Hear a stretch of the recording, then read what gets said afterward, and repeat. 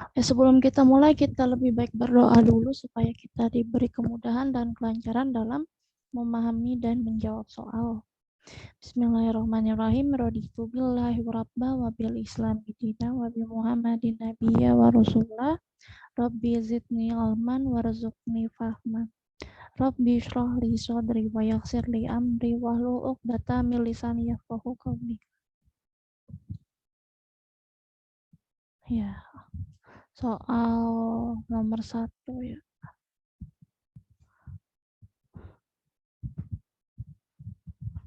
Soal nomor 1. Nanti ini jawabannya saya kirim di grup ya. Maksudnya pembahasannya. Ada di grup setelah Zoom. Bentar.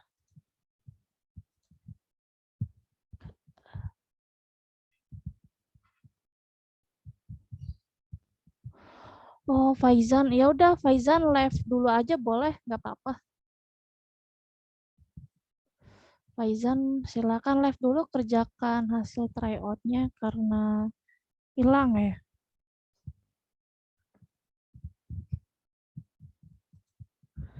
Iya, Kaila ya. Kaila ya, selamat datang Kaila. Ini nilai Kaila ya. Nilai Kaila tadi tryout nilainya 42. Usahanya lebih giat lagi belajarnya. Oke, semangat. Terus kemudian siapa lagi? Udah ya, udah semua kan? Ya udah nggak apa-apa 3 orang dulu, nanti sisanya bisa menyusul.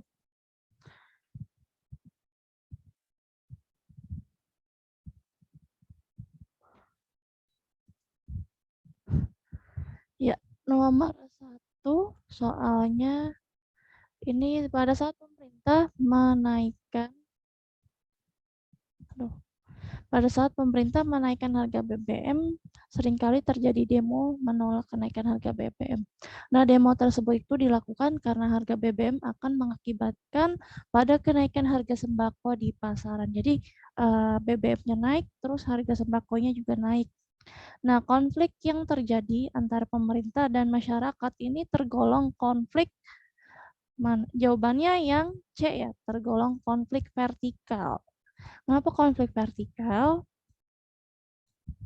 Karena konflik vertikal ini merupakan konflik di mana melibatkan pihak antara rakyat dengan pemerintah. Jadi disebut sebagai konflik vertikal. Kalau horizontal itu sesama anggota kelompok ya, antara masyarakat dengan masyarakat. Nah itu. Terus kalau diagonal bukan. Jadi jawaban yang tepat adalah yang vertikal. Soal berikutnya, perkembangan masa praksara dihitung oleh faktor internal dan faktor eksternal. Nah, berdasarkan faktor internal ini, kehidupan masyarakat Mesolitikum lebih cepat dibandingkan masyarakat Paleolitikum karena otak manusia ini pada saat itu sudah mulai berkembang. Nah, sementara berdasarkan faktor eksternal, kondisi alam masa Mesolitikum itu jauh lebih stabil dibandingkan dengan masa sebelumnya.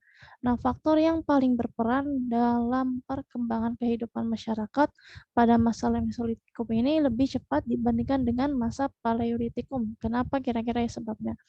Kok Mesolitikum lebih cepat daripada Paleolitikum? Jawabannya yang C ya, karena kemampuan otak manusia itu pendukung kebudayaan ini sehingga beragam. Karena otaknya itu volumenya sudah besar ya, jadi semakin besar volume otak manusia itu semakin cerdas. Jadi jawabannya yang C. Nah, selain itu juga perkembangan masa praaksara itu biasanya ditunjang oleh faktor internal eksternal selain tadi volume otak itu. Kalau berdasarkan faktor internalnya itu biasanya kehidupan masyarakat Mesolitikum bisa lebih cepat dibandingkan Paleolitikum karena otak manusia di masa tersebut itu tuh sudah mulai berkembang. Nah, jadi sementara kalau faktor eksternalnya, kondisi alam masa Mesolitikum jauh lebih stabil dibandingkan dengan masa sebelumnya. Jadi jawabannya yang kemampuan otak ya. Oke. Taruh Gizi udah ngerjain belum ya? Kita lihat ya Gizi.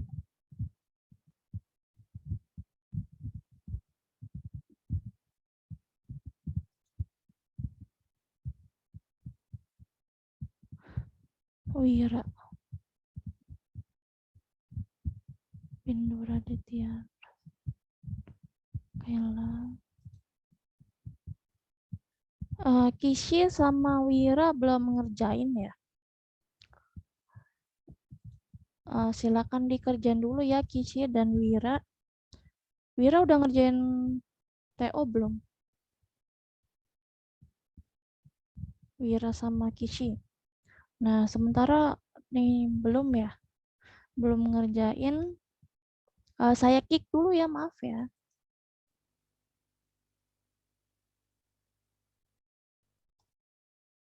Terus sama Wira.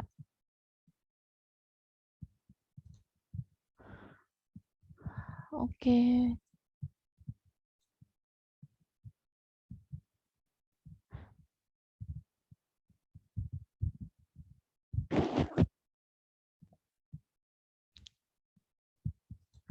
Ya untuk Kishi dan Wira silakan dikerjakan dulu kalau sudah. Boleh masuk lagi ke Zoom-nya ya. Tenang aja, nggak usah khawatir ketinggalan pembahasan. Nanti saya share di grup pembahasannya dan videonya juga. Oke, semangat, selamat mengerjakan. Terus berikutnya nomor 3 ya.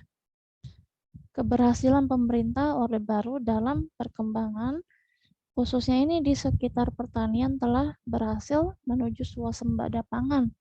Nah, tapi keberhasilan ini biasanya diikuti dengan pengendalian laju pertumbuhan penduduk dalam hal pemerintah Orde Baru berhasil mengendalikan penduduk melalui program namanya program keluarga berencana ya, KB 2 anak lebih baik. Ya, jadi untuk menekan laju pertumbuhan penduduk supaya tidak terjadi ledakan penduduk.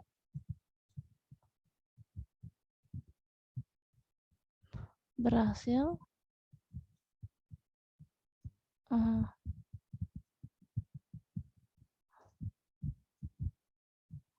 dilakukan untuk menekan laju pertumbuhan penduduk dengan 2 anak lebih baik. Oke. Kenas sama Rubina. Ya, jadi jawabannya yang ini, keluarga berencana. Oke, berikutnya Kenas sudah ya? Kenas sudah. Kenas diadmit. Terus sama Rubina. Oke.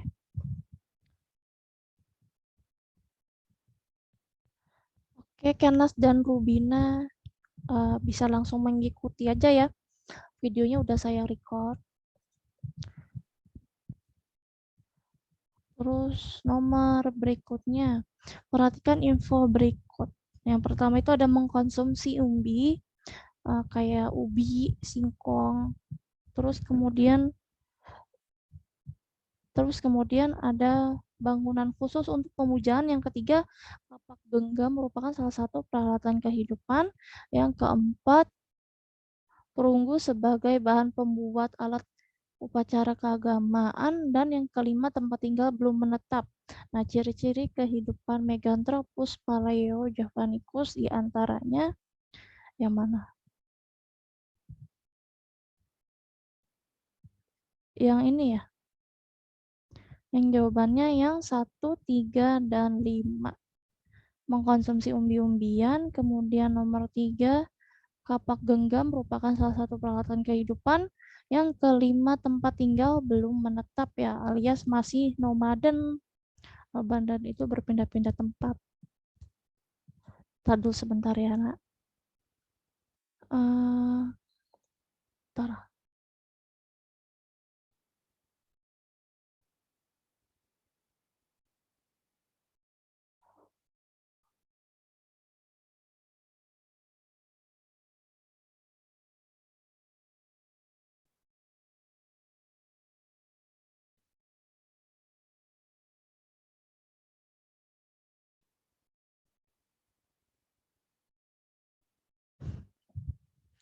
Nah, kenapa jawabannya 135? Nah, biasanya zaman dulu itu fosil Meganthropus paleojavanicus ditemukan sama siapa? Masih ingat gak? Ditemukan oleh von Koenigswald. Koenigswald. Agak ribet namanya ya. Bentar, maaf. Itu dari mana? Von Koenigswald. Arkeolog Belanda ya, von Koenigswald. Ditemukan nih, saya kasih catatannya, ditemukan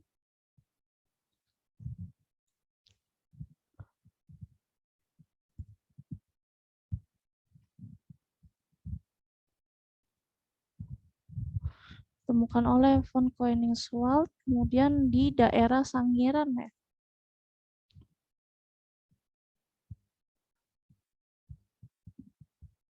Di daerah Sangiran, kemudian di antara tahun 1936 dan 1941 sampai 1941 sebelum masa kemerdekaan ya. Nah, kemudian ciri-cirinya apa aja sih? Ciri-ciri dari zaman apa? Zaman Meganthropus paleojavanicus. Ciri-cirinya yang pertama itu memiliki ciri fisik, dia itu yaitu tulang pipinya yang tebal.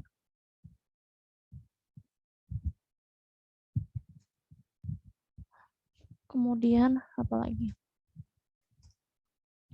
Tulang pipinya tebal, terus otot rahang yang kuat.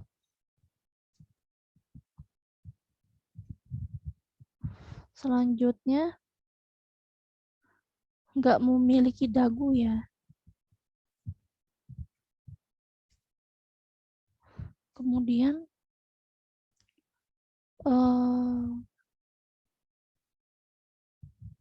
tulang kening yang menonjol.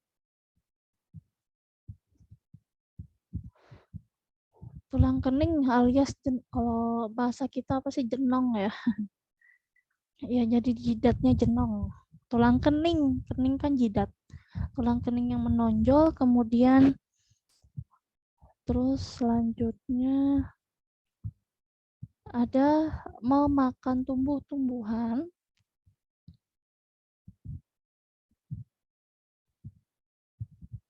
Memakan tumbuh-tumbuhan, kemudian hidup berkelompok. Terus kemudian tempat tinggal belum menetap.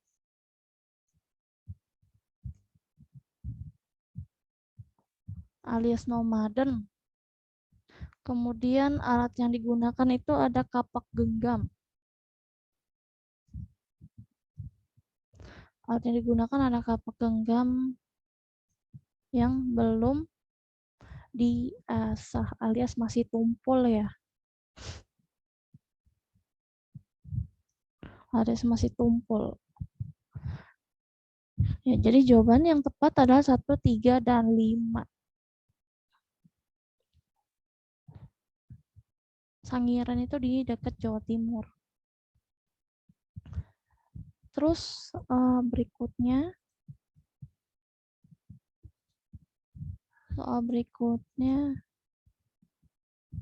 masyarakat pada masa berburu dan mengumpulkan makanan bersifat nomaden. Kenapa kira-kira bersifat nomaden? Karena jawabannya yang ini ya, untuk mencari daerah yang menyediakan kebutuhan hidupnya. Bukan karena untuk mencari daerah yang subur supaya bisa bercocok tanam. Jadi kita ambil yang lebih formal. untuk mencari daerah yang menyediakan kebutuhan hidupnya. Selain tanah yang subur, kemudian bisa mendukung untuk kegiatan bercocok tanam juga. Tapi kan nggak semua daerah nggak semua daerah memiliki daerah yang subur supaya bisa cocok tanam ya. Nggak semua memiliki. Jadi jawaban yang tepat untuk mencari daerah. Nah, biasanya nomade ini alias berpindah-pindah. Di zaman tersebut itu biasanya masyarakat belum bisa mengolah makanan. Jadi mereka nyari pohon yang udah ada buahnya misalnya gitu. Nah, kemudian tujuannya yaitu untuk bisa bertahan hidup dengan hasil alam yang langsung bisa dimakan. Ini catatannya yang langsung bisa dimakan ya. Kan ada kan pohon yang langsung berbuah. Nah, kemudian karena persediaannya habis alias mereka langsung makan pada saat itu juga, sehingga mereka harus pergi ke tempat lain untuk bertahan hidup. Jadi mereka hidupnya berpindah-pindah tempat atau nomaden. Ya, jadi jawabannya yang C ya, untuk mencari daerah yang menyediakan kebutuhan hidupnya.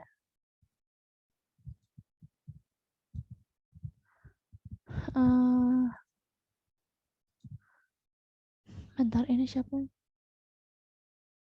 Hamzah.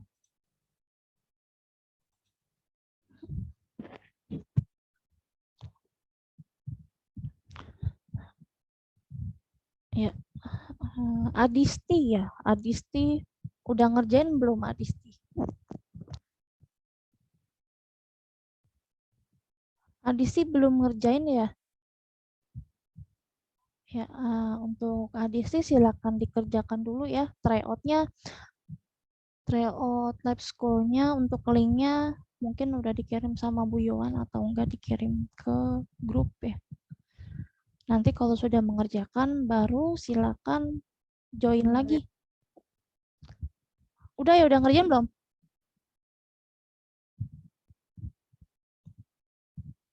Ya, belum ya? Oke, kerjain dulu ya. Maaf, saya kick dulu sementara, nanti kalau udah bisa join kembali. Thank you. Berikutnya, bangunan megalitikum. Bangunan dari zaman megalitikum yang menjadi dasar pembangunan candi ya. Dasar pembangunan candi itu adalah punden berundak. Nah, jadi punden berundak itu bentuknya bangunannya agak berundak-undak bertingkat-tingkat ya, yang merupakan peninggalan kebudayaan megalitikum yang berfungsi untuk tempat pemujaan dan menjadi dasar pembangunan candi. Ya, jadi dulu punden berundak ini merupakan tempat pemujaan agama animisme ya, animisme kepada kepercayaan roh. Nah, kemudian setelah animisme udah nggak ada, muncullah agama Hindu-Buddha. Terus kemudian punden berundak dijadikan sebagai bahan pembangunan candi. Contohnya apa? Contohnya ini nih, bentuk bangunan Candi Borobudur. Bentuk Candi Borobudur itu kan mengadaptasi ya, mengakulturasi dari zaman kepercayaan animisme ya, yaitu bentuk punden berundak. Dia mengikuti bangunan itu, cuman perbedaannya adalah ditambah stupa yang bagian puncak paling atasnya. Itu jadi akulturasi budaya dari agama ya benar, dari agama Buddha, pembangunan Candi Borobudur, kemudian diadaptasi bentuk bangunannya mengikuti punden berundak untuk kepercayaan animisme ya. Jadi jawabannya yang punden berundak. Nomor 7, Randy memutuskan akan membuka sanggar anak seni tari. Nah, kemudian dia tahu bahwa masyarakat di daerahnya masih belum mengerti betul apa manfaat seorang anak bergabung di sanggar tari. Manfaatnya yaitu supaya bisa menjaga dan melestarikan budayanya sendiri. Nah, kemudian hingga sanggar tari tersebut yang berminat sedikit, namun Randy tidak berkecil hati. Nah, dia tetap membuka sanggar itu dengan optimis meski hasilnya sangat minim. Kesimpulannya Randy itu adalah memiliki sikap kritis yang membaca keinginan masyarakat sekitar yang ingin melestarikan budaya Indonesia. Jawabannya yang A. Jadi bukan karena apa ya? Bukan mengharapkan uang, tapi mereka si Randy ini memiliki sikap kritis. Oh, budaya di negara saya mulai punah nih. Saya lebih baik membangun sanggar tari dan membangun les dengan sukarela bayarannya atau enggak tidak bayar sama sekali. Yang penting anak-anak Indonesia paham betul bahwa budaya Indonesia mulai punah. Jadi jawabannya yang memiliki sikap kritis dalam membaca keinginan masyarakat.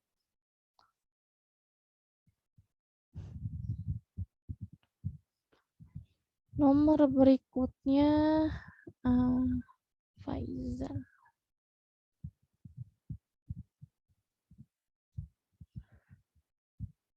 Faizan belum ya?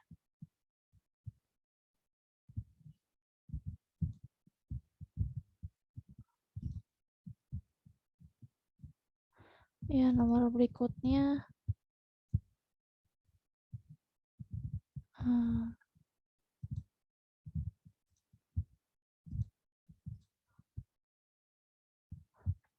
perhatikan pernyataan berikut. Yang pertama itu menghancurkan, menangkap seluruh pemimpin ulama dari pusat, membentuk pasukan gerak cepat atau Marsasos Merhaus. Nah, kemudian semua pemimpin ulama tertangkap harus dibebaskan. Yang keempat, setelah melakukan operasi militer, Belanda mengikuti kegiatan perdamaian. Yang kelima, rehabilitasi pasifikasi. Yang keenam, bersikap lunak terhadap para bangsawan. Nah, untuk mengalahkan Aceh lebih cepat dan lebih tepat, Belanda menggunakan strategi terdapat pada nomor yang B ya, 1, 3, dan 4. Ini apa sih, operasi pagar betis ya? Kalau nggak salah ya.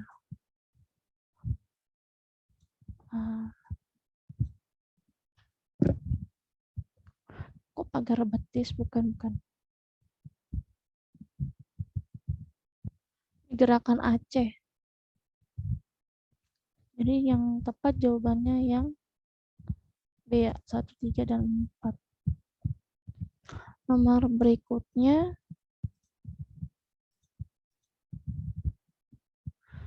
perhatikan wacana berikut. Yang pertama, dia tertangkap di Gunung Geber, kemudian dijatuhi hukuman mati. Dia menolak perjanjian Renville dan penarikan divisi Siliwangi.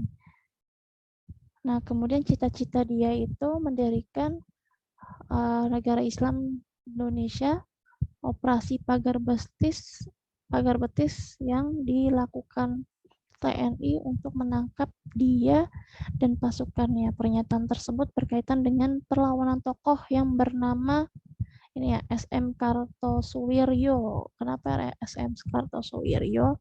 Nah, ini si SM Kartosuwiryo itu merupakan pelopor gerakan DITII ya. Pelopor DITII. Nah, kemudian SM itu singkatan dari Sekar Maji Marijan Kartosuwiryo. Sekar Maji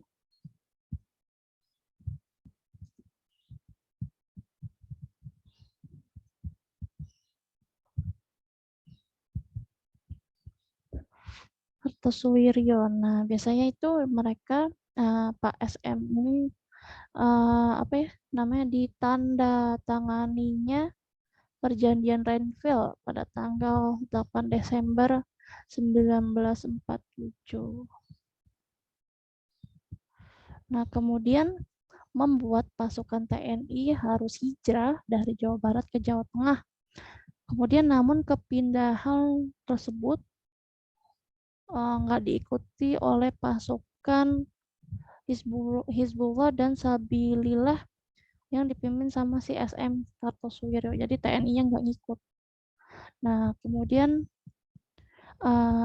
Seharusnya Republik Indonesia ini nggak melepaskan Jawa Barat kepada Belanda setelah berjuang bersama dalam mencapai kemerdekaan. Jadi jawabannya yang SM Kartosuwiryo, pelopor DITII. Nomor berikutnya, perhatikan pokok-pokok culture stelsel berikut. Taruh.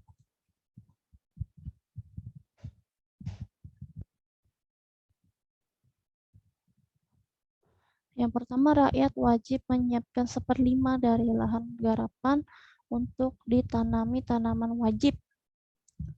Yang berikutnya, lahan tanaman wajib bebas pajak karena hasil disetor sebagai pajak. Hasilnya juga sebagai pajak ya. Ini tanam paksa ya, culture stelsel. Nah, kemudian setiap kelebihan dari hasil panen dari jumlah pajak akan dikembalikan. Yang keempat, tenaga dan waktu yang diperlukan untuk menggarap tanaman wajib tidak boleh melebihi dari waktu yang diperlukan menanam padi. Terus berikutnya, rakyat tidak memiliki tanah wajib bekerja selama 66 hari atau 3 bulan ya kurang lebih dalam setahun untuk di perkebunan atau pabrik milik pemerintah. Nah, jika terjadi kerusakan atau gagal panen, maka jadi tanggung jawab pemerintah. Pelaksanaan tanam paksa diserahkan sepenuhnya pada penguasa pribumi. Dari pokok-pokok culture stelsel tersebut, saat penerapannya terdapat penyimpangan terutama pada nomor. Nah, biasanya di tanam paksa ini banyak ngalamin penyimpangan ya, alias nggak wajar gitu aturannya dari ketentuan-ketentuan yang udah ditetapin sama pemerintah. Nah, kemudian penyimpangan ini terjadi karena penguasa lokal biasanya tergiur oleh janji Belanda yang menerapkan sistem tanam paksa.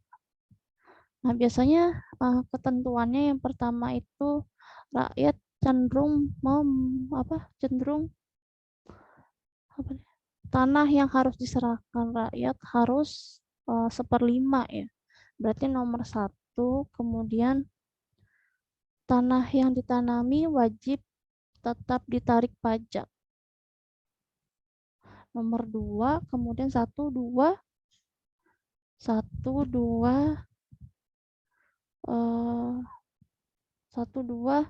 terus kemudian apa lagi? Tanah yang ditanami wajib dari pajak, kemudian rakyat yang nggak punya tanah garapan ternyata bekerja di pabrik atau perkebunan lebih dari 66 hari atau 1,5 tahun ya, 1/2 tahun 6 bulan ya, 66 hari atau bisa minimal 66 hari atau enggak setengah bulan, 1/5 tahun. Terus kemudian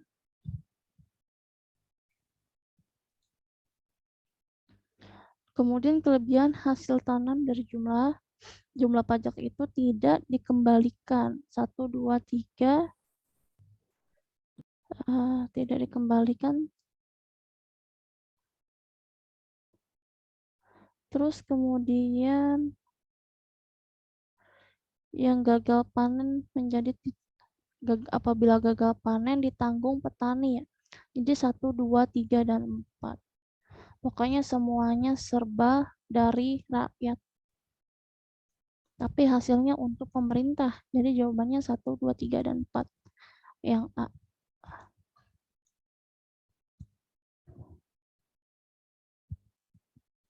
Nomor berikutnya dalam merealisasikan rencana pemerintah yaitu pemindahan ibu kota negara ke Pulau Kalimantan.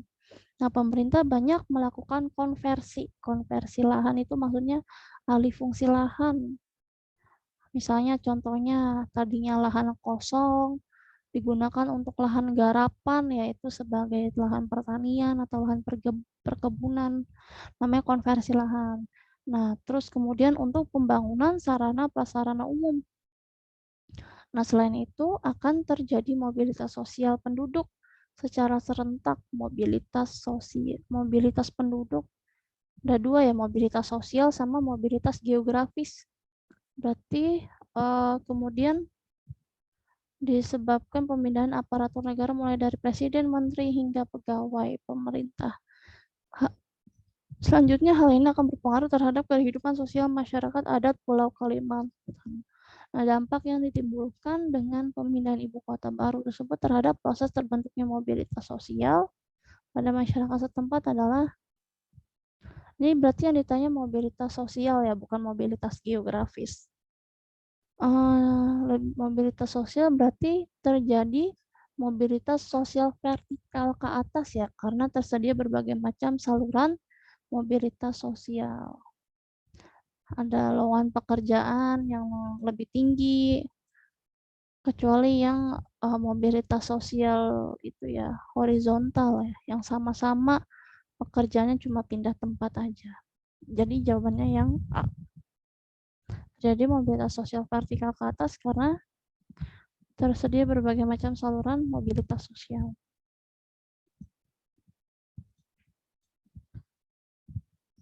Nomor berikutnya, terdapat beberapa faktor pendorong mobilitas sosial dalam masyarakat. Contoh faktor pendorong mobilitas karena terjadi faktor individu itu sendiri. Faktor individu sendiri itu misalnya contohnya pengusaha kecil yang mendatangi seminar pengusaha termotivasi untuk mengembangkan usahanya agar lebih berkembang dan besar ya. Jawabannya yang D. Karena dia termotivasi. Ikut terbawa pengaruh ya. Oh, orang lain sukses, aku harus sukses juga nih. Oh, teman-temanku pada masuk lab school, aku juga harus masuk lab school gitu. Terus kemudian kalau yang adanya struktur pekerjaan yang lebih menjanjikan masyarakat dari segi perekonomian bukan ya. Kalau pendidikan yang tinggi dan berkualitas belum tentu akan memudahkan, itu juga bukan. Jadi jawabannya yang D, pengusaha kecil yang mendatangi seminar pengusaha termotivasi untuk mengembangkan usahanya agar lebih baik dan lebih besar, lebih berkembang dan lebih besar.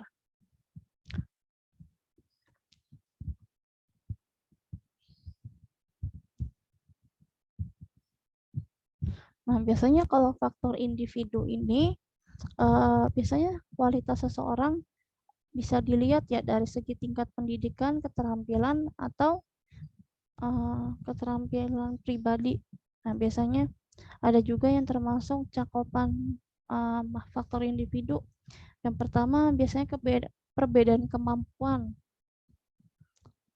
Nah, kemudian perbedaan kemampuan lebih cenderung ke pendidikan sama keterampilan ya. Biasanya akan mempengaruhi perubahan kemampuan seseorang. Jadi semakin tinggi jenjang pendidikannya, keterampilannya semakin lebih baik lagi. Nah, terus kemudian ada orientasi sikap terhadap mobilitas. Nah, biasanya perubahan sikap yang mendukung dan menghambat terjadinya mobilitas sosial. Misalnya, contohnya ada sikap mendukung mobilitas, ada keinginan untuk lebih maju ya, maupun menyesuaikan diri dengan lingkungannya. Contoh seorang pengusaha kecil tadi tuh, yang D ini. Jadi jawabannya yang D.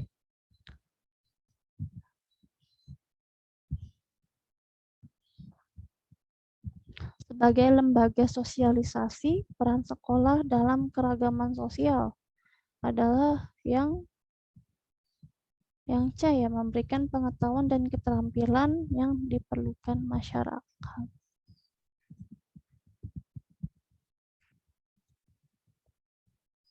Nah, biasanya fungsi pendidikan sekolah selain sebagai fungsi media sosialisasi, yaitu memberikan pengetahuan dan keterampilan ya. Memberikan pengetahuan sama keterampilan. Contohnya ada sekolah SMA sama SMK. SMA cenderung ke pengetahuannya, SMK cenderung keterampilannya yang diasah, karena SMK ini untuk setelah sekolah mereka bisa langsung bekerja. Makanya kenapa rata-rata yang masuk SMA pasti langsung kuliah, tidak langsung bekerja gitu. Nah, terus kemudian apa lagi tuh? Biasanya keterampilan itu diperlukan untuk mengembangkan daya intelektualnya ya. Terus sekolah juga membentuk kepribadian supaya siswa bisa sesuai dengan nilai-nilai dan norma yang berlaku di dalam masyarakat. Nah, biasanya lingkungan sama keadaan sekolah itu bisa melestarikan kebudayaan dengan cara memberikan ilmu dari generasi ke generasi selanjutnya. Jadi turun-temurun. Jadi jawabannya yang C.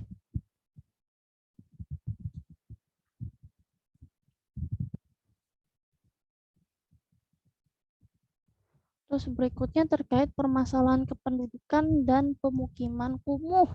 Hubungannya dengan gambar ini.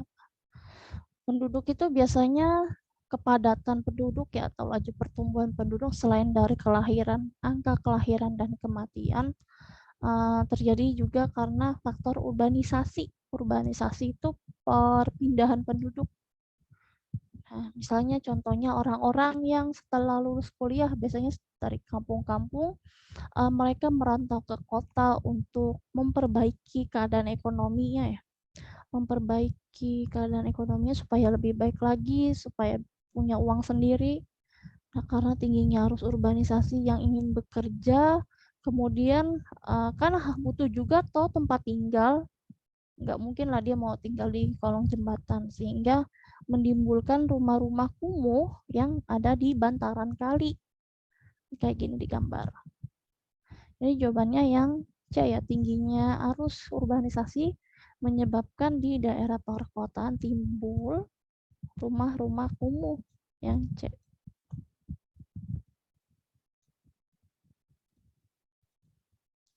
Yang berikutnya, seorang remaja dibesarkan sama keluarga yang kurang ada perhatian.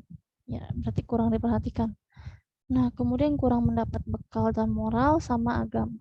Atau seorang remaja yang terlalu dikekang, maka dia akan memiliki kepribadian yang kurang baik. Contohnya kayak strict parents. Nah, sehingga akan mencari perhatian di luar rumah yang akhirnya terpengaruh oleh pergaulan yang kurang baik dan menyimpang. Berdasarkan analisa, kenapa hal tersebut bisa terjadi? Karena apa? Karena pergaulan ya, remaja yang tidak sesuai norma yang ada di dalam masyarakat. Yang D.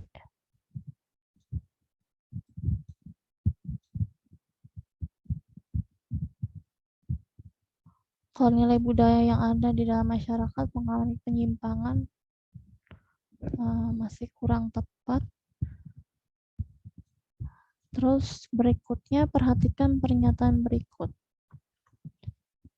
Pada akhir 1944, kedudukan Jepang semakin terdesak, selalu menderita kekalahan dalam Perang Asia Pasifik. Nah, bahkan di Indonesia berkobar perlawanan yang dilakukan rakyat maupun tentara peta. Nah kemudian keadaan apa di negeri Jepang semakin buruk, moral masyarakat menurun. Di tanggal 17 Juli 1944, Kabinet Tojo jatuh dan digantikan kabinet baru, Kabinet Koiso. Nah, langkah yang diambil apa? Jawabannya yang D ya. Keputusan Jepang setelah pengaruhnya mulai memudar di negara-negara jajahan. Kenapa memudar? Karena di tahun 7 September 1944 biasanya Perdana Menteri Koiso itu menjanjikan bahwa Indonesia akan diperkenankan merdeka 1 tahun sebelum kemerdekaan ya. Nah, tujuan janji Perdana Menteri Koiso itu untuk memerdekakan Indonesia supaya agar rakyat Indonesia itu membantu Jepang melawan sekutu dan tidak mengadakan perlawanan terhadap Jepang. Ya, jadi manipulatif ya Perdana Menterinya. Nah, kemudian janji Koiso dikeluarkan di 7 September 1944 dalam sidang istimewa Teikoku Henkai ke-85 di Tokyo. Nah, kemudian Koiso ini menggantikan Hideki Tojo yang mundur dari Perdana Menteri Jepang setelah rentetan kekalahan Jepang itu di Perang Pasifik.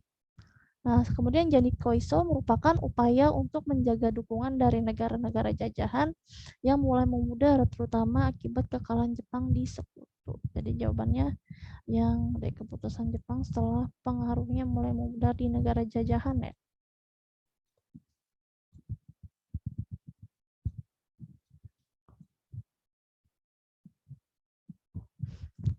Ini apa sih Rengas Dengklok ya? Kenapa kira-kira Soekarno-Hatta dibawa ke Rengas Dengklok?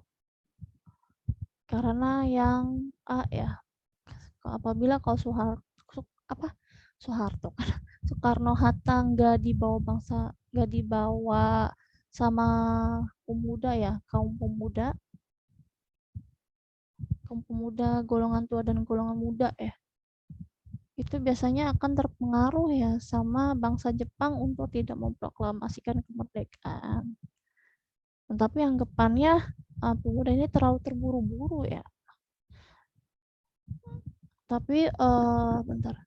Biasanya peristiwa Rengas Dengklok merupakan peristiwa yang terjadi di 16 Agustus 1945 sebelum hari kemerdekaan ya.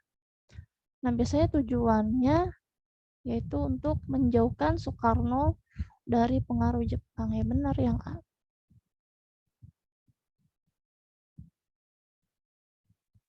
Supaya nggak terpengaruh lagi dan segera memerdekakan Indonesia. Terus saat ini DKI akan menyelenggarakan pemilihan gubernur. Nah, calon terpilih saat ini melakukan kampanye untuk memperoleh simpati warga. Nah, ada berbagai macam cara ya, ada yang baik-baik. Nah, kemudian agar warga dapat bersimpati untuk memilih kandidat, maka sebaiknya calon gubernur untuk memimpin DKI itu yang mana? Yang A ya? Apa yang mana?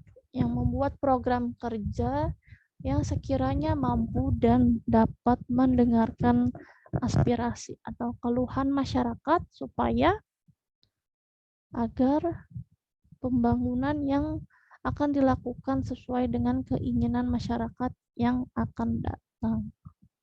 Jawabannya yang A. Saya membuat program kerja Jakarta gak banjir, dibangun irigasi atau dibangun apa gitu. Nah, terus gimana caranya sekarang program yang masih masalah Jakarta contohnya ya, yang masih sekarang jadi nggak selesai-selesai itu kemacetan ya, macet masih selalu jadi itu ya masalah, di mana-mana macet. Jadi jawabannya yang A. Udah macet padahal udah dibangun flyover ya, udah dibangun underpass. Terus berikutnya kontak sosial dapat terjadi secara langsung atau primer. Yang langsung namanya primer, kemudian yang tidak langsung namanya sekunder. Yang primer berhadapan secara langsung baik antara individu maupun kelompok ya. Face to face ya, kayak ngobrol. Nah, ngobrol sama temennya, ngobrol sama orang tua. Nah, itu kontak secara langsung atau primer. Nah, yang tidak langsung berarti ada perantara ya. Ada perantara, contohnya telepon, terus video call. Kalau kita nih, kayak kita gini, lagi ngezoom berarti kita masuk ke kategori kontak tidak langsung atau kontak sosial sekunder. Nah, sedangkan komunikasi ini merupakan bentuk hubungan sosial dengan tujuan untuk menyampaikan maksud kepada seseorang atau kelompok lain supaya mendapatkan jawaban atau respon yang paling tepat terkait kedua konsep. Yang paling tepat berarti kan ini kan ada respon ya. Ya, sedangkan komunikasi merupakan bentuk sosial yang menyampaikan maksud agar mendapatkan jawaban atau respon nih. Berarti kontak sosial harus disertai adanya komunikasi dong. Yang ini syarat terjadinya interaksi sosial ya. Benar nggak? Apa ada yang salah?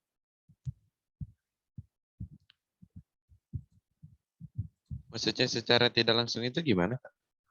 Secara tidak langsung berarti ya ini kayak kita nge-zoom gitu, apa tidak langsung tuh maksudnya menggunakan perantara atau menggunakan bantuan kayak alat komunikasi, contohnya teleponan, video callan. Kalau kita kayak gini nge-zoom, nah itu namanya kontak tidak langsung atau sekunder, karena kan nggak ketemu, nggak face to face, nggak, maksudnya nggak apa ya, nggak ada sentuhan fisik, kontak itu kan Itu dia sekunder juga.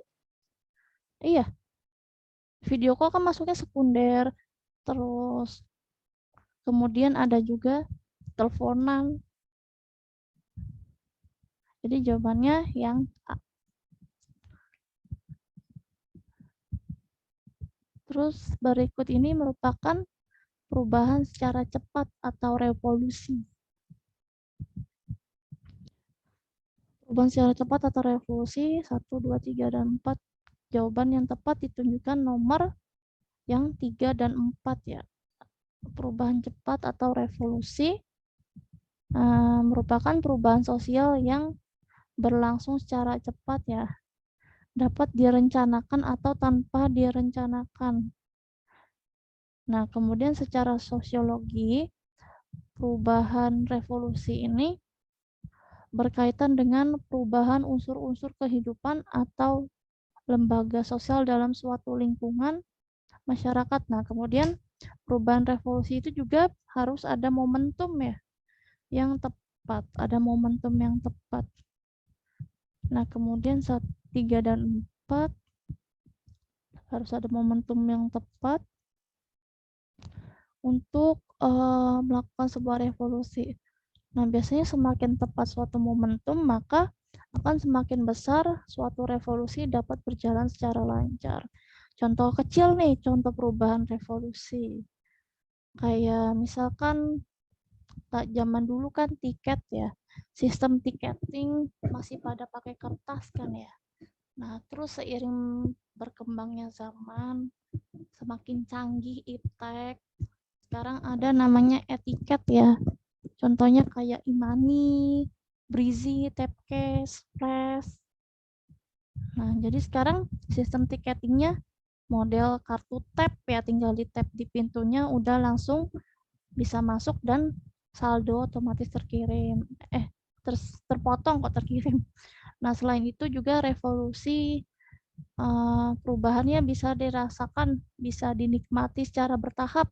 Contohnya dulu, zaman dulu kan orang ngirim surat menggunakan pos, menggunakan jasa kirim ya.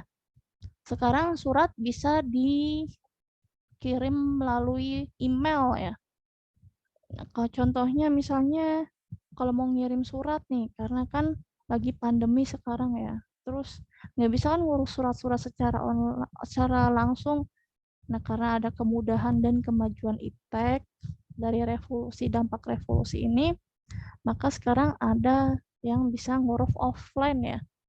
Jadi suratnya di-scan, kemudian dikirim lewat email, dikirim lewat fax email, dikirim kalau misalnya kecuali kalau surat-surat yang benar-benar surat penting yang tidak bisa dijadikan soft file gitu. Kayak surat hak milik tanah, sertifikat hak milik biasanya dikasihkan secara langsung. Kecuali surat-surat yang benar-benar nggak bisa dikirim menggunakan jadiin soft file. Terus ada juga kayak barang ya, barang kan nggak bisa dijadiin soft file kan, harus dikirim. Nah, terus revolusi, selain revolusi di bidang surat-surat sama kartu tiket, ada juga apa? Belanja ya, sistem belanja. Dulu orang-orang belanja di pasar ya, belanja di pasar atau belanja di toko. Sekarang udah ada marketplace kayak Shopee, Tokopedia, Bukalapak. Itu merupakan bentuk dari perubahan secara cepat atau revolusi. Jadi jawabannya yang 3 dan 4 ya, berlangsung secara cepat.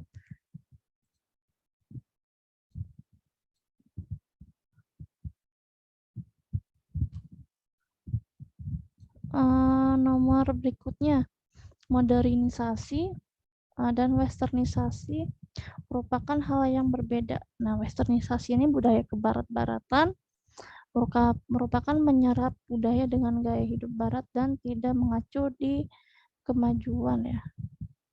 Sedangkan modernisasi itu merupakan proses yang mengacu pada suatu kemajuan yang berasal dari manapun. Ya, karena modernisasi kan dari nggak memandang wilayah, nggak memandang waktu ya. Jadi jawabannya yang D.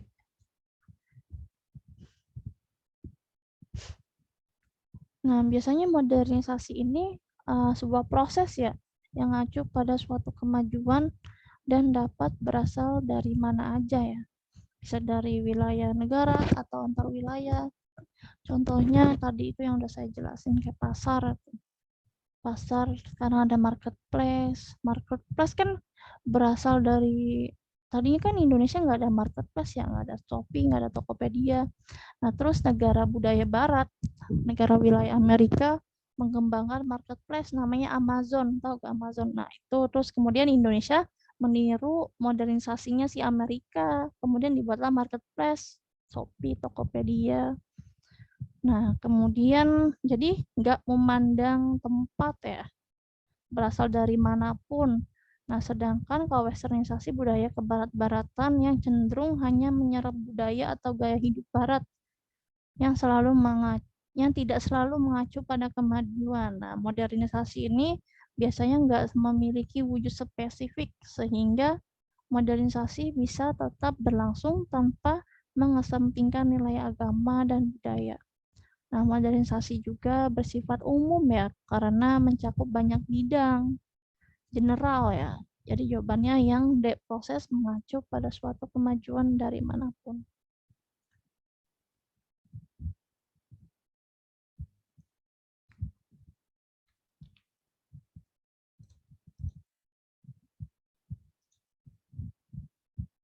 Terus modernisasi ini merupakan proses yang mengacu pada suatu kemajuan dan dapat berasal dari manapun. Sedangkan westernisasi yang tadi tuh. Nah, kemudian apa nih yang ditanya? Spesifik sehingga modernisasi tetap dapat berlangsung mengesampingkan nilai budaya. Proses apa nih? Berikut yang menjadi syarat salah satu wilayah yang telah mengalami modernisasi adalah yang A ya, cara berpikir yang ilmiah atau logis ya.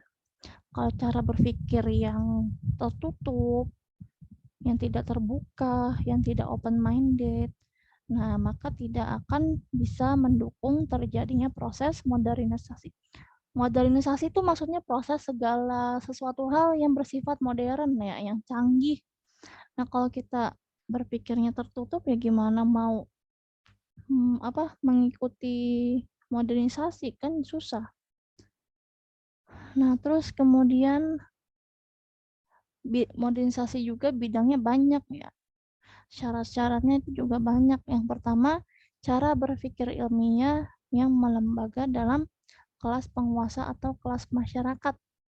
Yang kedua, sistem administrasi negara baik yang benar-benar mewujudkan birokrasi yang baik. Jadi kan birokrasi yang baik itu maksudnya di sini kalau kita ngurus sesuatu hal, dokumen penting, itu tidak dipersulit ya. Apalagi sekarang kan udah bisa diurus secara online ya. Di era modern ini kayak misalkan ngurus kakak, beda gak sih kakak sekarang, kakak sama yang zaman dulu, beda kan bentuknya. Kalau dulu kan masih kakaknya yang warna hijau ya, warna hijau belakangnya ada gambar Pancasila ya kalau nggak salah. Nah kalau kakak sekarang kan cuma selembar ya, cuma selembar kayak lembar fotokopian, makanya bingung bedain mana yang asli mana yang fotokopian. Nah itu. Nah, terus kemudian birokrasinya baik, sekarang udah bisa diurus secara online. Terus jauh dari KKN, korupsi, kolusi, dan nepotisme. Tapi sayangnya Indonesia masih banyak masalah KKN, korupsi terutama. Serta semangat kerja yang tinggi. Nah, ya, orang-orang yang memiliki semangat kerja yang tinggi bisa mengikuti proses modernisasi. Terus berikutnya, adanya sistem pengumpulan data yang teratur dan terpusat pada suatu lembaga atau badan tertentu. Contohnya BPS ya, Badan Pusat Statistik, yang menjadi sumber data bagi pemerintah. Nah, jadi kalau kalian mau nyari data-data, bisa di BPS yang lengkap. Misalnya BPS Provinsi DKI Jakarta. Nanti banyak berapa jumlah yang lahir, berapa jumlah yang mati, berapa orang-orang yang pendidikan S1 ada berapa orang. Itu di BPS lengkap datanya. Terus penciptaan iklim yang favorable atau kondusif dalam masyarakat terhadap modernisasi dengan cara menggunakan alat-alat komunikasi yang baik ya. Terus kedisiplinan yang tinggi tetapi tidak melanggar HAM dan warga negara. Terus berikutnya sentralisasi wewenang dan pelaksanaan perencanaan sosial atau social planning. Jadi jawabannya yang A. Nomor 23.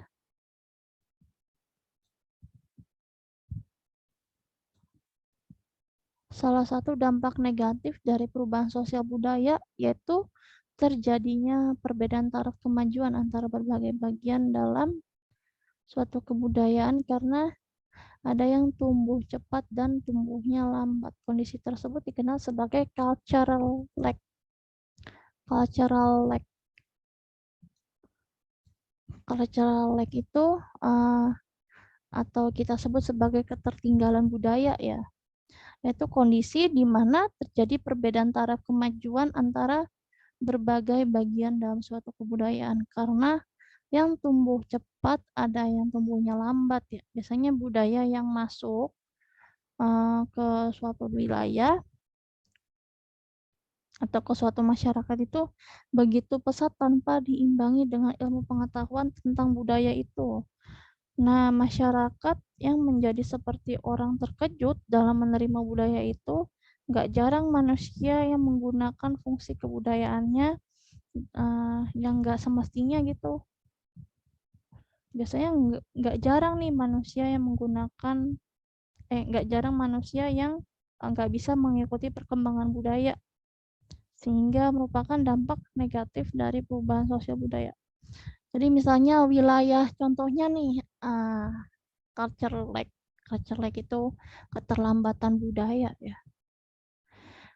Contohnya apa ya? Bentar, saya bingung. Contohnya misalnya kalau ada kan kalau di masyarakat antara warga desa sama warga kota ya.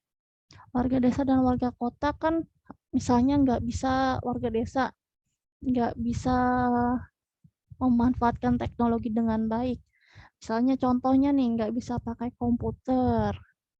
Nah, sehingga butuh proses belajar dulu, sedangkan warga kota bisa menguasai komputer dengan baik. Sekarang juga didukung sama alat kecanggihan teknologi ya kan, banyak kan udah banyak kayak tutorial-tutorial di YouTube tuh, tutorial misalnya tutorial menggunakan Microsoft Word, tinggal dicari banyak, muncul nanti tutorialnya. Bisa belajar secara otodidak. Nah, kalau di kampung gimana juga? Kok nggak bisa ya? Karena selain nggak ada, contohnya nggak ada alat teknologi yang menunjang, misalnya keterbatasan faktor lain juga, contohnya kayak di masyarakat desa kan, contoh hal kecilnya sinyal ya, sinyal susah didapat. Nah, gimana mereka mau belajar otodidak ya di internet, sedangkan sinyal aja nggak ada. Nah, contohnya itu namanya cultural lag atau keterlambatan budaya. Terus kalau cultural shock atau budaya kaget, kita sebut sebagai budaya kaget ini, di mana tadinya biasa melakukan ini tiba-tiba mendadak muncul budaya baru sehingga mereka tidak terbiasa ya melakukan adaptasi dengan budaya baru tersebut, namanya culture shock atau budaya kaget karena nggak biasa aja. Jadi jawabannya yang culture like all drawings. Terus makna proklamasi bagi kemerdekaan bangsa Indonesia yaitu terbebas dari belenggu penjajahan ya. Yang D.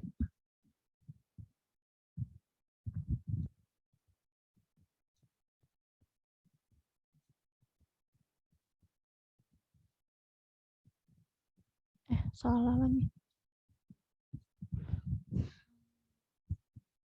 Pelaksanaan pendidikan pada masa politik etis.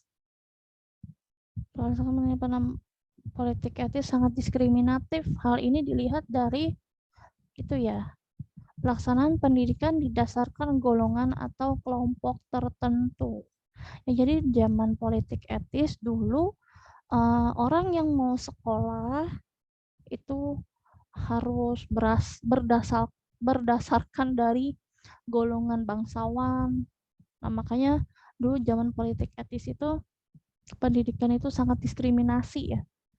Dibedain antara orang kaya sama orang miskin. Yang boleh sekolah dari golongan bangsawan aja atau dari golongan orang kaya. Nah, kemudian di politik etis ini diprakarsai ya di masa pemerintahan Gubernur Jenderal Alexander W.F. Edinburgh atau di tahun 1909 sampai 1916. Nah, kemudian diperlukan untuk memperbaiki taraf kehidupan masyarakat,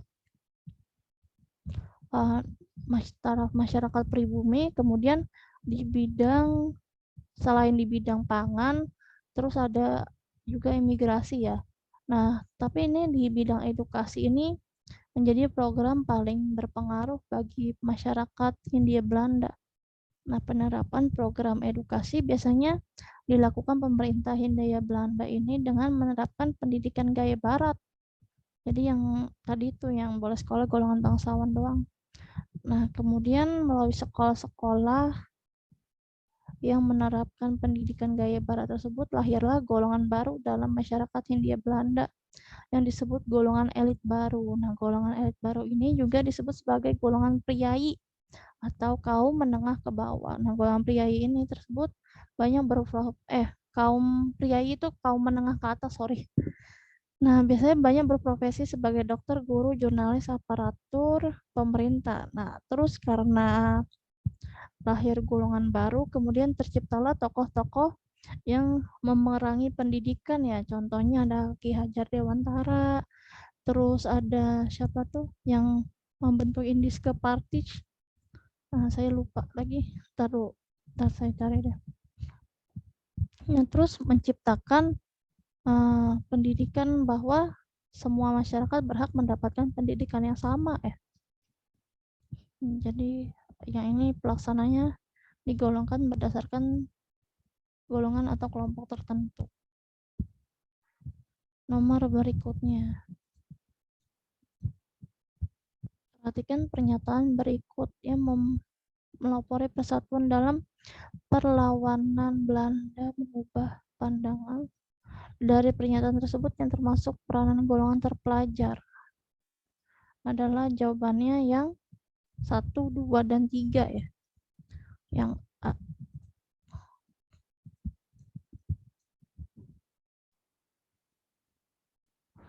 Nah, peranan golongan terpelajar dalam pergerakan nasional ini sebagai penyalur ya.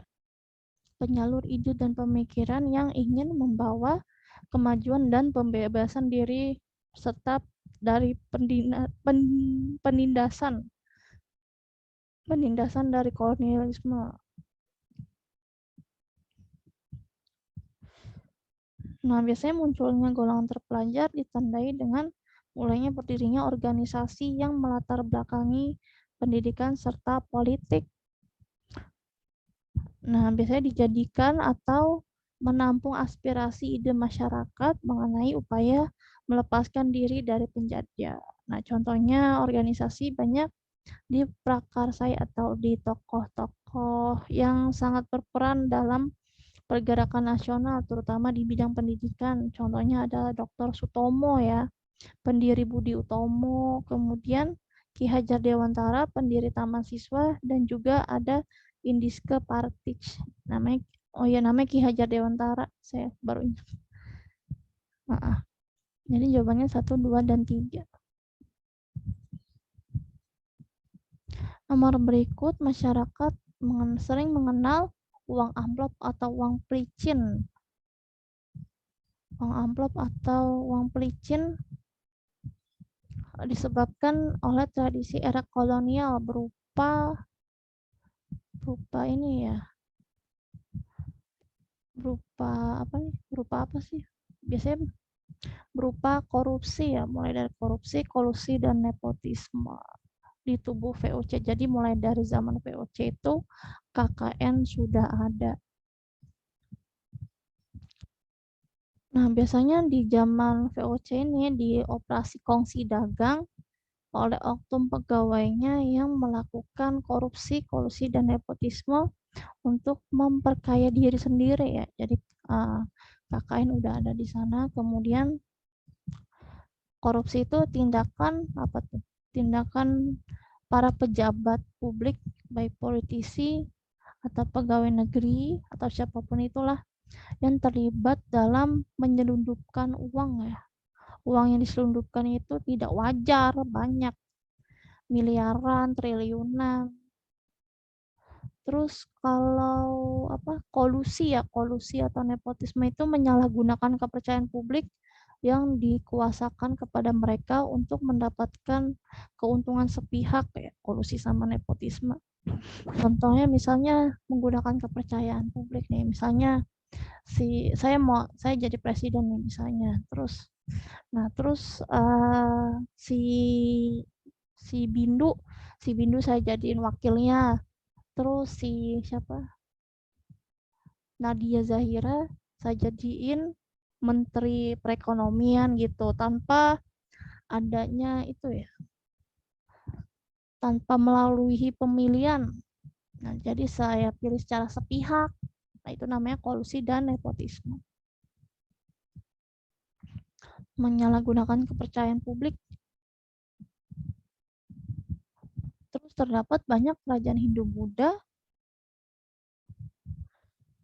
Jebratan ini menggambarkan bahwa terdapat akar toleransi ya. Jadi toleransi masyarakat Indonesia terhadap budaya masyarakat tuh sangat kuat ya, mengakar dia. Nah, terus kemudian berikutnya kesamaan kebijakan Portugis ya. Portugis di bidang ekonomi. Ekonomi itu ada monopoli perdagangan. Nah, biasanya persamaan kebijakan Portugis dalam ekonomi di Nusantara itu sama-sama menerapkan sistem monopoli perdagangan. Terus Dr. Snoeck-Horgenje ditugasi Belanda untuk memenangkan dengan cara memenangkan apa?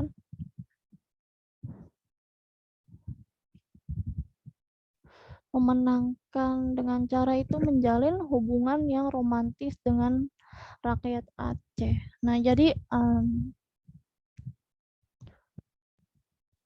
di rakyat Aceh itu ada sebuah taktik ya yang dibangun sama Snoeck-Horgenje ini, yaitu taktik Divide et Impera. Biasanya ini berhasil memecah belah rakyat Aceh. Nah, strategi ini mengadu domba ya. Caranya itu mengadu domba antara golongan Ulu Balang atau bangsawan dengan para ulama Aceh. Jadi jawabannya yang menjalin hubungan. Jadi dia itu manipulatif dulu ya, memanipulatif rakyat Aceh, menjalin silaturahmi yang romantis, maksudnya yang baik gitu. Nah, kemudian mereka mengadu domba ya antara Ulu Balang, kaum bangsawan dengan ulama. Kebijakan pemerintah Dendels yang paling menyengsarakan rakyat. Yang ini ya, rakyat wajib menjual hasil panen sebagai pajak. Dendels deng, salah. Oh iya lupa saya. Hasil panen mah culture sel. Ini pembangunan jalan, pembangunan jalan Anyar Panarukan ya. Jalan Anyar Panarukan. Kalau yang C itu culture style.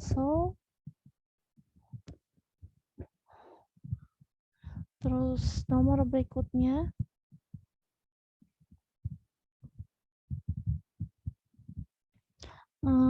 apa nih? Maksud dan tujuan.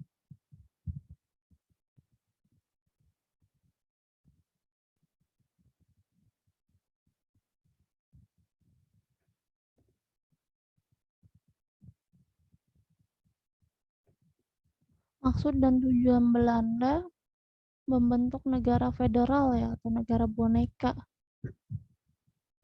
Golongan terpelajar pengaruh perkembangan. Oh ini belum ya. Pengaruh perkembangan pendidikan barat ya. Pengaruh perkembangan pendidikan barat terhadap munculnya dan lahirnya ini golongan terpelajar ya. Nah, biasanya lahirnya golongan terpelajar yang berasal dari masyarakat Indonesia itu mampu menganalisis ketertinggalan masyarakat Indonesia di atas negara-negara dunia. Jadi golongan terpelajar.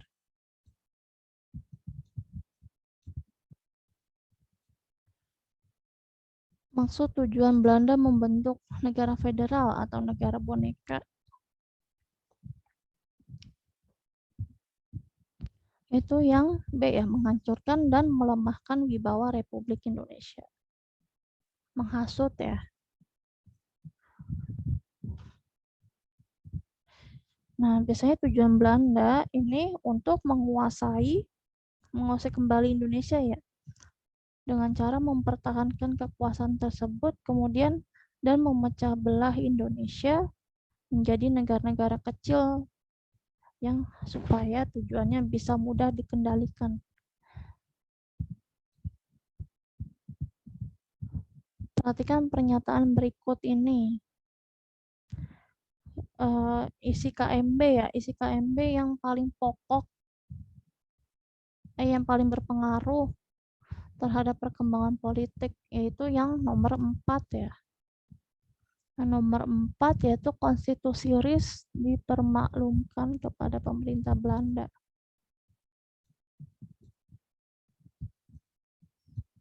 Nomor berikutnya, hal paling pokok dari dekrit presiden, yaitu yang pembubaran Dewan Konstituante.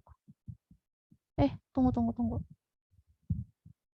Hal paling pokok isi dekrit presiden. MPRS DPAS.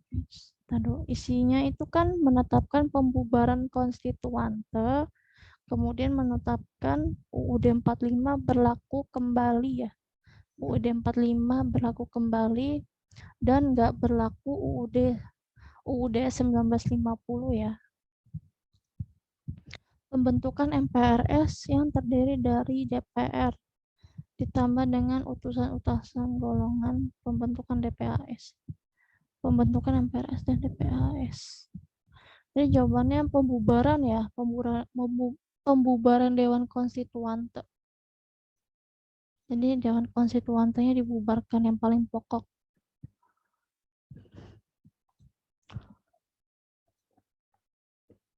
Upaya rakyat Indonesia kembali ke negara NKRI diawali dari pembubaran Republik Indonesia Serikat atau RIS. Pembubaran RIS akibat pelaksanaan demokrasi liberal.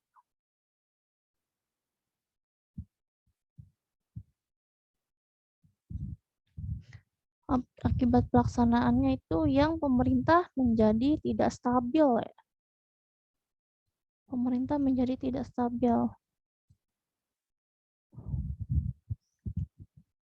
Terus berikutnya, perhatikan pernyataan berikut ini.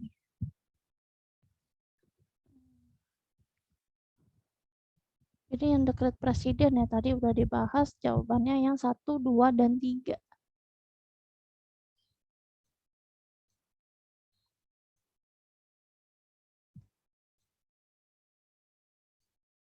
Perhatikan pernyataan berikut. Ini yang nomor 2 ya. Nomor 2.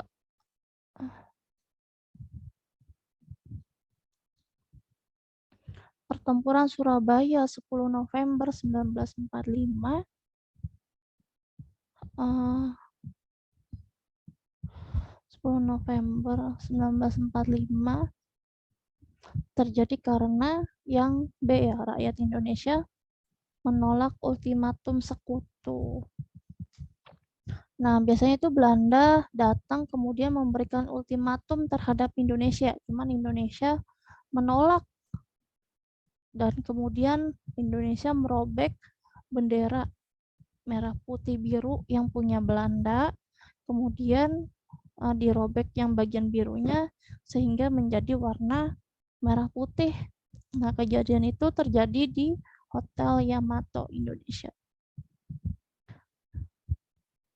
Ini gambar apa nih? Kubur batu ya, kubur batu. Menhir ya. Menhir ini merupakan kubur batu tunggal, biasanya berukuran besar. Terus kemudian yang didirikan atau ditata seperlunya sehingga membentuk tugu dan biasanya diletakkan berdiri tegak di atas tanah. Jadi ini jawabannya menhir. Menhir itu untuk pemujaan. Pemujaan apa pemakaman?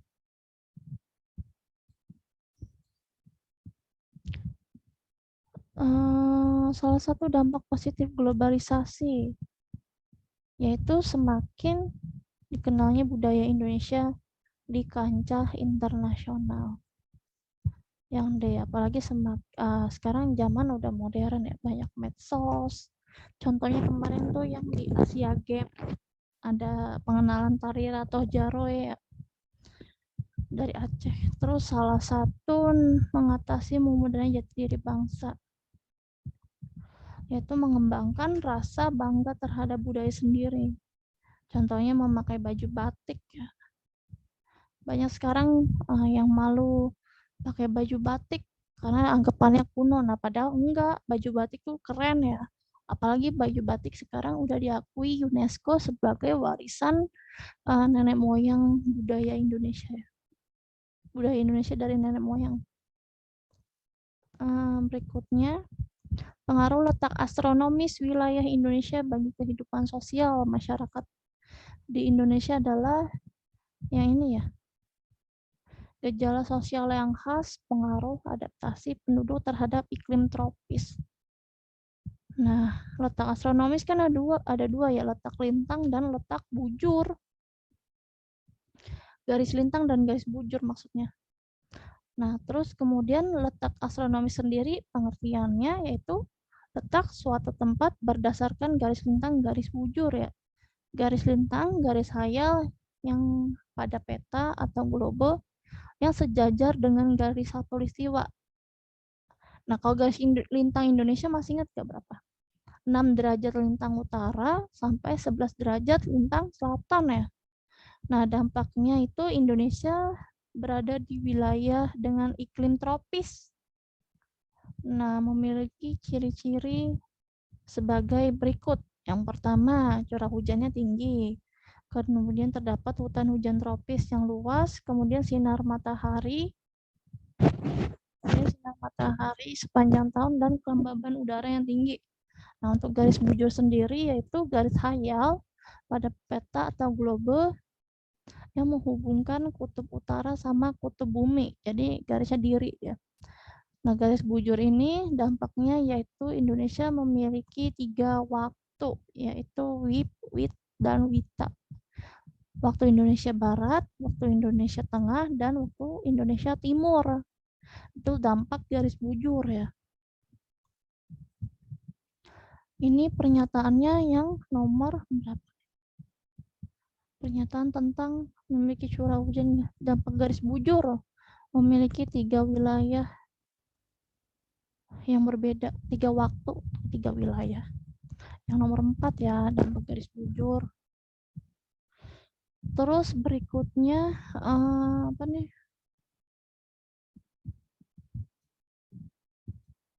Daftar kebutuhan manusia. Ini yang ditanya kebutuhan tersier. Kebutuhan berdasarkan barang mewah ya. Barang mewah itu mobil Lamborghini, kemudian rumah itu primer, pakaian primer, apartemen penthouse 3, 8, sama perhiasan ya 3, 6, dan 8.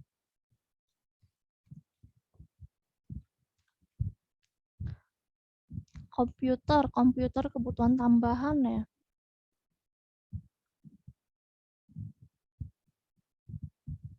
Tambahan atau sekunder. Perhatikan daftar keinginan konsumsi. Konsumsi itu yang 1 dan 5 ya. Jawabannya yang 1 dan 5. Nah, biasanya rumah tangga produsen ini memerlukan faktor produksi dari rumah tangga konsumen. Nah, maka sebab itu ada namanya balas jasa dalam penggunaan faktor produksi itu. Nah, menjadi kegiatan konsumsi bagi rumah tangga produsen. Contohnya ada pembayaran gaji, upah, kemudian ada bunga, terus ada pembelian bahan baku. Jadi jawabannya yang C. Terus masalah apa nih? Masalah yang masih dihadapi oleh Indonesia berkaitan dengan masih rendahnya tingkat kesehatan di Indonesia, kecuali yang ditanya kecuali ya, jumlah penduduk muda yang tinggi. Kan yang bukan ya, penduduk muda itu nggak mempengaruhi kualitas kesehatan ya. Terus pelaksanaan politik etis di Hindia. Jawabannya yang B ya, tuntutan yang harusnya mendapatkan perlakuan baik tidak hanya pribumi tapi untuk semua produk Hindia Belanda. Untuk semua penduduk kok produk. Untuk semua penduduk yang B.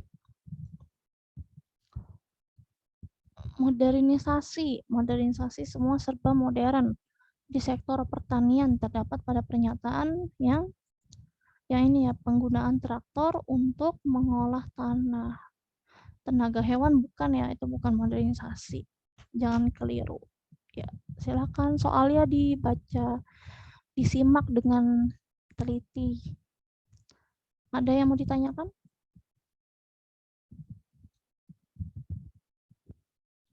Nggak ada, Kak. Oke, kalau nggak ada, saya akhiri. Ini sama ya?